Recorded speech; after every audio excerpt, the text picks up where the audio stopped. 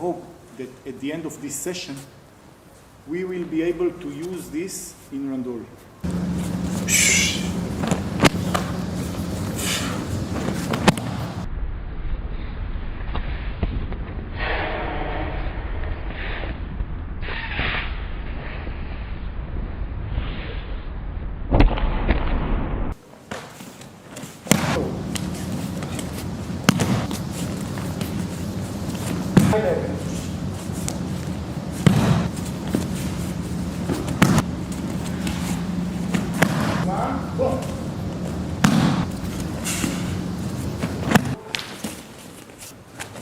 So, 1, 2, 1, 2, 1, 2, same leg, 1, other leg, and kick, zip, boom.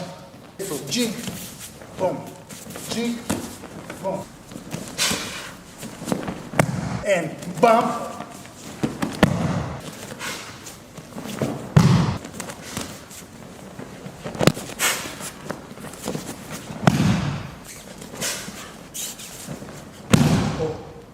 We take a lot of kata, put them in the blender that's called either my head, one of the instructor's head, usually it's Vika's head, and from the distillate, okay, we try to isolate the different foundations of what we do.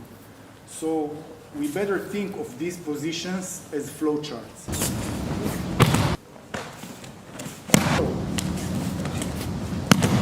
When I was younger, I used to program in Basic and Fortran. We always had an abstract flowchart. So this is the if, okay? I'm standing and holding him. What is this if thing? I'm holding him. If everything is okay, then we just hug. Okay? If everything is not okay and I want to throw him, I can look who I am standing in front of. If he's a heavy guy, I don't want to risk entering and being in his turf, okay? Just a throw against a throw, maybe he's better than me. So I will be using the Ryu knowledge, the Fudo Ryu knowledge. Let's consider a little bit few katas in Fudo Ryu Ju-Taijitsu. There is Daken Taijitsu and Ju-Taijitsu.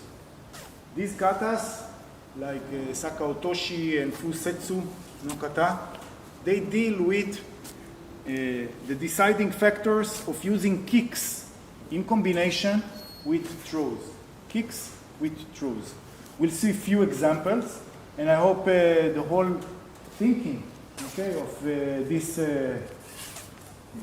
Ryu will be more clear to us, and moreover, I hope that at the end of this session, we will be able to use this in randori. So let us start with this. Okay, this distance, okay, let's say it's the distance in Saka Otoshi, okay, is one distance we will deal with, and the other distance is this. Pay attention that in Fudo Ryu Ju-Taijitsu, many times this is the hold, okay, and like this. So I'm holding and controlling him like this.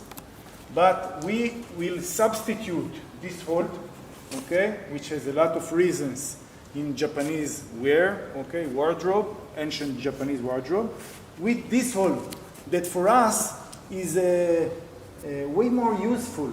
We get into it more. It is more common now. Everybody uses this over-under hold, and without heat, it is the only hold we can do. Okay. I will now show how I control the opponent's distance using the feet. So usually what we do is this. I lift the leg and kick. Okay, so this is Sokugyaku-giri. I lift and kick. But there is a problem. When I do Sokugyaku-giri and then I push, I get the throw, but in randori situations, when I do this, he will see the knee getting up. Okay? If I do it in a shallow way, it will not have the same impact because the leg will not have the full distance to gather speed. It's just like a racing car. So I need some distance for the leg to build speed. So I am going to substitute this kick with a Fudoryu kick that unfortunately I don't see many people who preserve. And again, this is our tradition. We must preserve it. Moreover, this is really fun kick. What I do is this. This is the trajectory of the kick. This is the way we will learn it. This. Notice that the knee, I just brush it. You hear? Okay, let's see from this angle.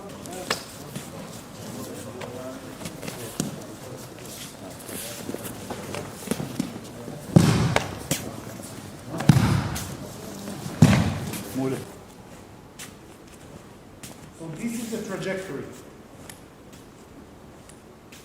After I learn the trajectory, I am able to really kick. What I'm kicking is the inside thigh, okay? The inner head of the hamstrings.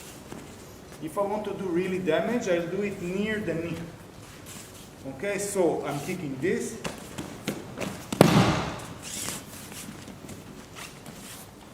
Controlling his weight, one, he will move the leg back.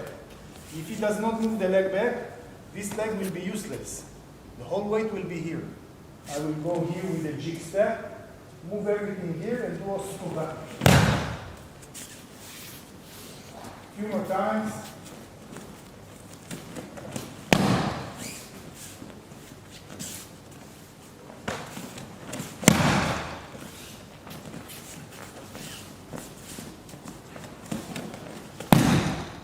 Okay, so what is the benefit that these kind of kicks give me?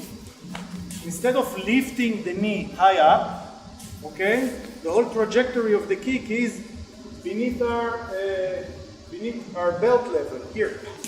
So he doesn't see the knee rising up, kick down. It all happens here. So this is the first kick, and also togake or also togeri. And this is the second kick, here, bam. And again, I will not kick with the inside shin, because kicking with the inside shin, okay, or kerikaishi, only happens in Gyoku-ryu in certain circumstances. Here, we don't see it, okay? So I'm kicking with the heel. Kicking with the heel, one, and lifting up. Just organizing him for the throw.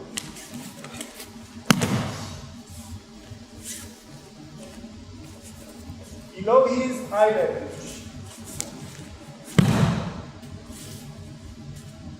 And the previous one, boom. So I'm controlling the leg position and weight distribution. I forgot to turn off the air conditioner. 1, 2. And then right heel kicks his right knee. 1, 2. Or if we go to Fudoryu, this is beyond the scope of this lesson. 1, 2. Okay. So what we did before is sneak the inside heel kick and control this. And at the last technique we see, I control this and get in. So what are we trying to do? We're trying to, first of all, learn the technique correctly, put respect, put love in the technique, do this many times.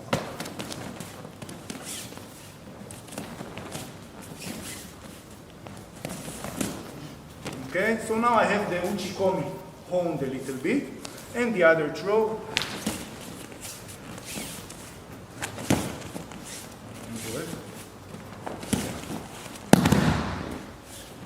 But every throw necessitates me controlling the distance. So you remember the if. This is kicking, and he allows me to get inside. But what happens if he is too strong? I really broke his knee, but he's holding me like this. So I'm doing 1, trying to enter, nothing. First of all, we have a whole if section on throws, against arm locks. It's a different section. You can look it up in the net. Arm locks and throws in ninjutsu. But here today, we just want to focus on kicks. So if I do this and try to enter, and he pushes me away, who is controlling the distance? He does. He controls the distance. If he controls the distance, it's fifth or fourth timing. Because right now, he opens up for me the opportunity to knock him out. Easy, everybody knows it. So 1, 2, knockout. Again, 1, 2. Kick. Don't push the stomach. It's just not like a regular push kick. Okay? You want to maintain big distance. Kick is sternum, base of sternum. So 1, 2, or 1, 2. Look, 2 options. The same leg does inside, same leg inside, building distance, boom, knockout. Now, second option. 1 leg inside, other leg knocks out. So 1, 2, 1, 2. And again, 1, 2, same leg. 1, other leg. Let's go. Okay, this is a group of kata that deal with this distance. Again, in Fudori Uju Taijitsu. We still did not document it. I don't see any good documentation existing now. But hopefully the instructors will pick up the glove and lift it, and we will have these katas soon. Very important katas, because now we can extract more understanding out of what we see here. Okay, what is the relationship between kicks and the technique we want to do? It's very complicated. Today we just do kicks and throws. That's it. Okay? Let's continue with this if diagram. Please come to me. Now we said this distance allows me many things. First of all, to control him. Okay? Then if he doesn't let me get near, to knock him out. It's just like a submission technique. Or I can combine this with this, but is way above this lesson's goal. Okay? Today we'll just do the basic thing. But what happens if this is the norm? Okay? He takes me close. So it's either very close here, or soon we have our hands on the belt. So what do we have here? Again, we have over-under, over-under. And we see it a lot, even with the gi work, with gis, we see it a lot, okay? We have, after a little pummeling, we close distance, we have this here. So here we have a few things, okay? First of all, because a lot of people in AKBAN are very experienced in this kind of work, what we see is, because I don't want him to kick my groin, I will catch his knee. He will, usually, if he doesn't have something very important to do, he will grab my knee. Okay, so now we have immobilized each other. Now, if he doesn't have long pants, then first of all, if he is an Israeli guy, I can always grab the hair, okay, on the knee, okay? And if he's not an Israeli guy, I will do this, but it's not the same, okay? To prevent him, if he doesn't have something, I will put the hand here. So if he tries to kick my groin, I have this hand here. So it limits me a little bit, but it's good for the next exercise, because what I'm going to do is, first of all, very briefly kick and return here, okay? Why is returning so important? Because when I kick, he controls everything, and if I don't do it explosively, he will use this and throw me, because here, any movement, he will take me out of range. So I want to stand like a sumo, okay, and kick, come back. When I kick, I want it to be like a sickle, okay, here. If I lift the kick very close to him, it's nothing. doesn't have enough space to develop speed. So I want to start the kick here. When I'm kicking him, okay, when I'm kicking him, first of all, I want to guard my partner and make him safe. So I will not kick the pressure point. I had a big argument, but very polite one, over the internet. Wow, where is the Kobura? Okay, this pressure point, but so I show you what our Kobura is. Okay, is this point behind the fibula, which is a bone, okay? And it's a nerve just behind this bone. And when I do this, I can feel this nerve do. Looks like, or feels like a ligament. The nerve is so big here, okay, I'm thinner. The nerve is so big here that I can feel it behind this bone, okay? So the Kobura for me is this. So many people said the Kobura is here. I don't care. It doesn't matter, okay? Let's call this the AKBAN Kobura, okay? Or let's call it Moshe. I don't care. Okay, so what I do is when he grabs my knee, I use it, and I kick the Kobura. So 1, and I return. 2, and I return. So this way, after 2 or 3 kicks, he will not be able to move this leg. It's good for me, because then I can do many things, okay, of throwing him, because he will not have this leg as support.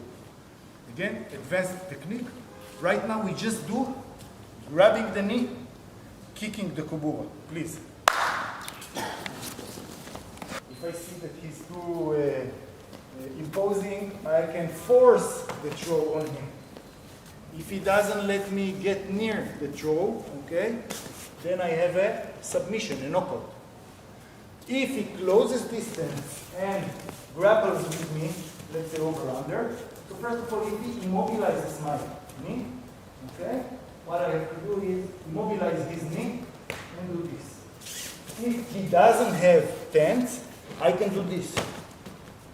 Just hold this, okay, the inside knee. So when he kicks my groin, okay, he will not be able to get me.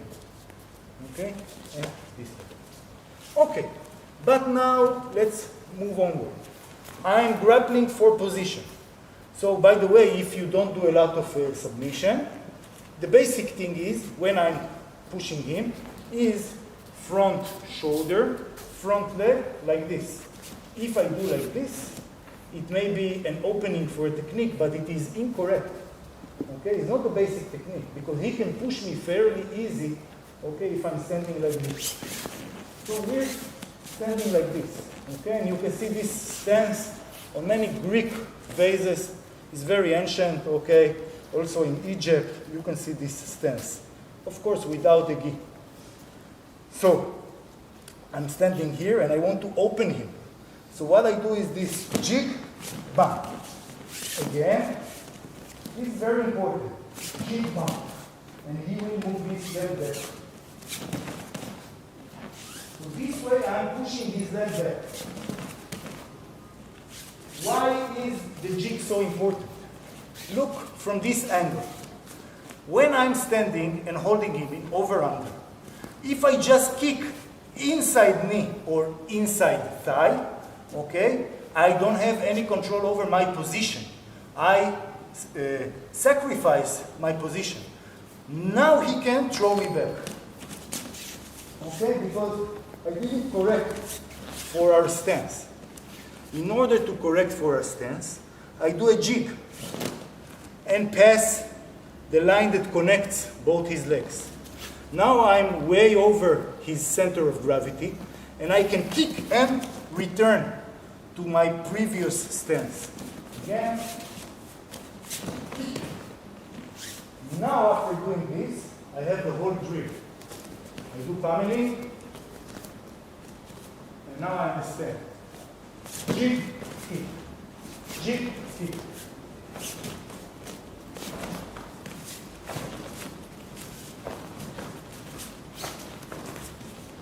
Always my leg outside. Always quickly return to stance. Always. Of course, when I'm kicking him inside me, I can, as easy as, okay, as nothing, I can just lift and kick him in the groin. So same technique, in the groin. Of course, suitable for street, not suitable for randori.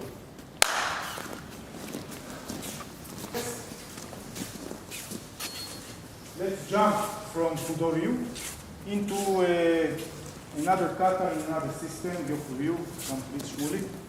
And what is the thread here? Okay, when he attacks, or I go through his attack and attack from the side. So I do the same thing here in a grappling situation. Here what I do is I try to keep. First of all, he might identify my knee, okay, and will take his knee back. So it's one possibility.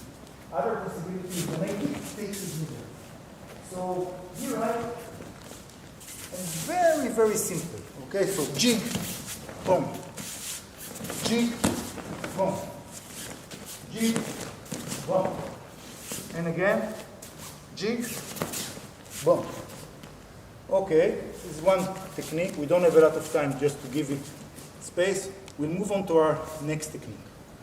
If I kick him, okay, and he moved his leg, now there is an opening for me. For what? Sutemi waza. So we have three kinds of sutemi waza we will deal with now. First one is using the knee. Why do I use the knee? Because there is not enough space between us, maybe he tries to lift me, to throw my leg, like in Yoko Wakare. I cannot throw my leg. So I just bend this knee and put it on the mattress near his feet.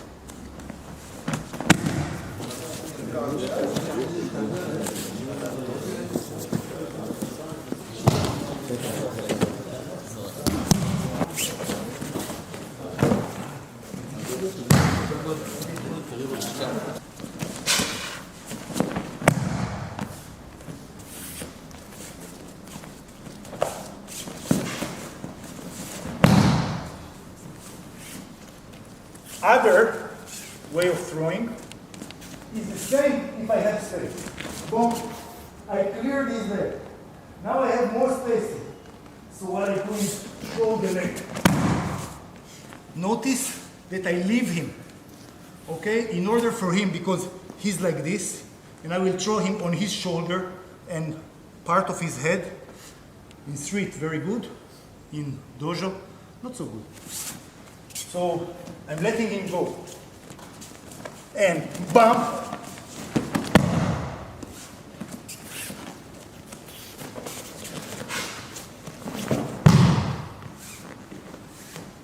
So this is the second throw. The third one is take the leg back. And here, just notice how is he standing, and take the same leg that kicked and throw it like this.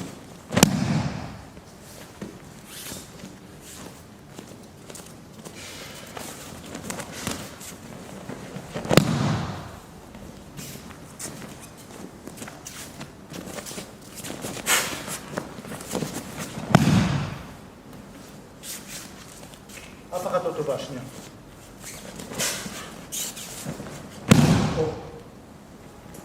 בואי ברוך השם.